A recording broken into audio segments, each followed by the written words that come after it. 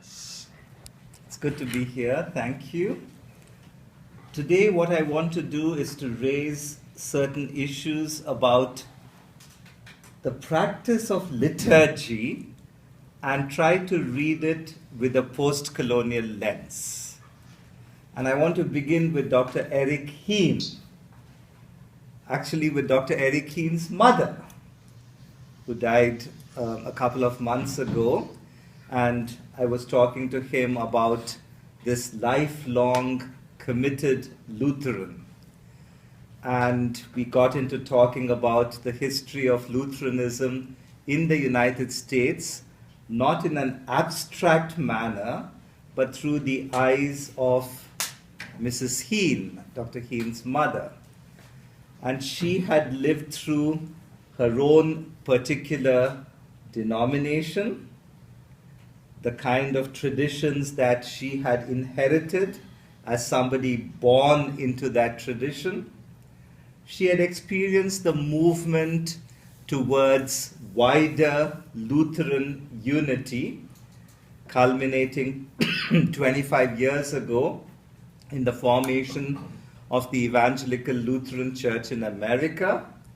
She had experienced the growing openness of her church to the wider world of ecumenical richness and how that impacted on the liturgy.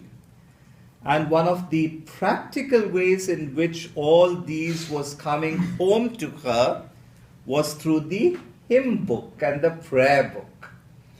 And I've forgotten the different colors, but apparently there was a black book and there was a blue book, and several of you remember the green book, the LBW. And finally, Dr. Heen told his mother, now we have a cranberry book. And Mrs. Heen apparently said, I think I'm old enough to stick with the green book now. At my age, I'm not going to get into yet another cranberry book.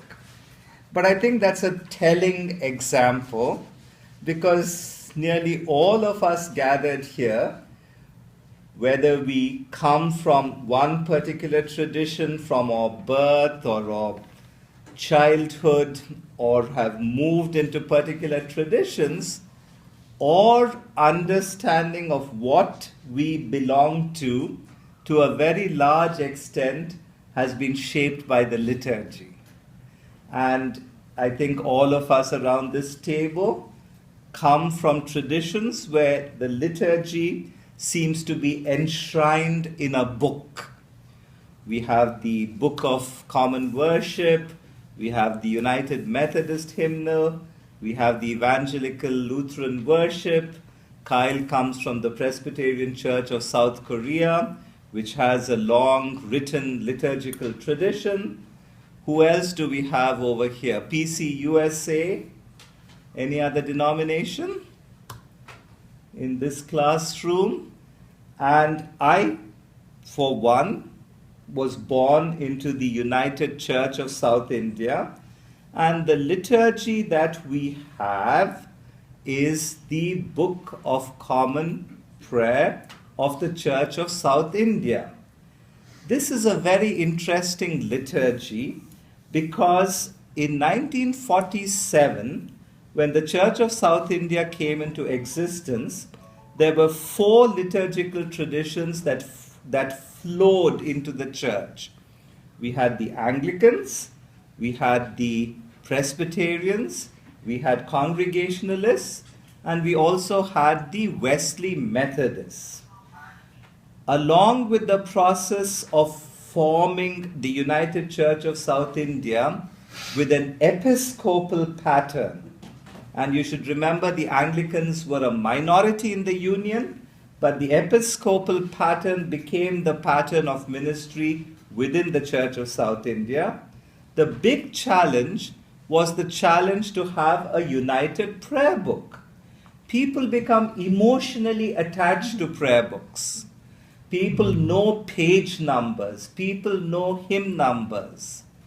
It's not just that they sing Abide With Me. They know Abide With Me is hymn 431 or whatever it is. They know the exact hymn number of A Mighty Fortress is Our God. People are uncomfortable with change. So the big challenge was to make sure the liturgical richness of these four traditions continued to be well represented in the new common book of worship of the United Church of South India. And to a large extent, they managed to do that. Of course, there was cutting and pasting, but liturgical traditions develop in various ways. And by the time I was growing up, this had become part and parcel of the life of the church. In the Church of South India, we have congregations that worship in English, in Kannada, in Telugu, in Tamil, in Malayalam, in Hindi, among other languages. And the prayer book had been translated into all these languages, and that was what was available to us. In my own home parish, St. Mark's Cathedral in Bangalore, apart from the prayer book, which I got to know extremely well as a choir member, as a crucifer, as an altar boy, as a seminarian, along with the prayer book, we had a hymn book called Ancient and Modern. The one person whose eyes lit up when I mentioned this particular hymn book at this seminary was Bishop Fred Bosch. He knows that particular book extremely well. And this was my hymn book. I knew the hymns, I could play several of them, and this is how I was shaped. What's post-colonial about it? Well, it's supposed to be the independent Church of South India, formed 6 weeks after India got independence. India gets independence on August 15, 1947, and the Church of South India, the United Church of South India, is inaugurated on the 27th of September, 1947. So here is the independent church. It's now in free and independent India. To a large extent, the Indian leadership has been affirmed. There are all kinds of links with mission societies in England for the most part, but also in other countries. But there was a sense of optimism, dynamism. We are now responsible for our own future. We now have a prayer book. In the English churches, there are some hymn books which will linger on. In other churches, there are hymn books in other languages, and I'm going to come to that in a short while. Did I think about this as a consciously post-colonial liturgy? Did I think about the hymns as being consciously post-colonial? Hardly. It was what I was used to. It was what I knew. It was what I grew up with.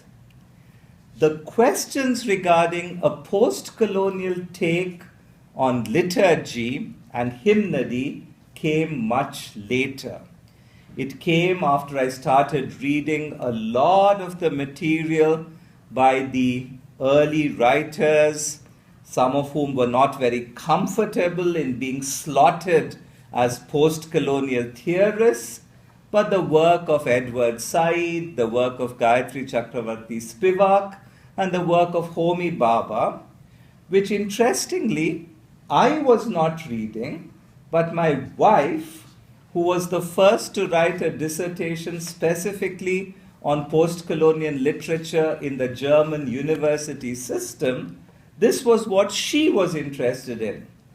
And as I was struggling with the rather dry and rather dusty writings of the church fathers, the more exciting thing that I was reading were the books that my wife was buying. With the result ultimately that I started reading the church fathers or the early teachers of faith with a post-colonial lens. But I'm grateful to her for opening my eyes to the richness of this approach and this method of doing things. Well, with that understanding, I started looking back at my own experience, my own church traditions, also at my experiences as a very young pastor amidst 5 village congregations comprised almost entirely of those who came from what was called the so-called untouchable group of people at the so-called lowest end of the caste hierarchy and the caste pyramid. I was privileged to serve with them, among them, and learn from them for 2 years, after which I went to my second call in Bangalore. But this congregation, as you saw from the article that you have read on walking through the cemetery, continuity and transformation in reading death in an Indian Christian community, which basically was published in the Festschrift in honor of R.S. Sugirtharaja, called Postcolonial Interventions, edited by Benny Liu, Sugirtharaja being the theologian who brings in the postcolonial lens to read Christianity from that point of view extremely successfully. In writing this article, I could revisit what I had been and what I had done, but now read it with this post-colonial sensitivity. But then I didn't stop there. I decided to also go back to my own ancestral faith formation. Who were the missionaries who came to my part of the country? What did they bring with them? What did they pass on? What did we inherit? What manner of Christianity shaped us? Well, in 1834, missionaries from the newly formed or a couple of decades old Basel mission, comprised of Lutherans from the south of Germany and Reformed from the north of Switzerland, a united mission, lands up in India in the southwest coastal city of Mangalore in 1834. Within a very short time, they had gained not just a toehold, but a foothold in Mangalore. Were there no Christians in Mangalore at that time? Well, no. The Catholics had been there for centuries before that, at least 2, if not 3 centuries before that, with a huge seminary and large churches. But you know the history of Protestant missions in those days. Catholics, well. Anyway, given that kind of background, what is very interesting is that very, very early in the work of the Basel mission, now once again, remember, Basel mission, North Switzerland, with missionaries from South Germany.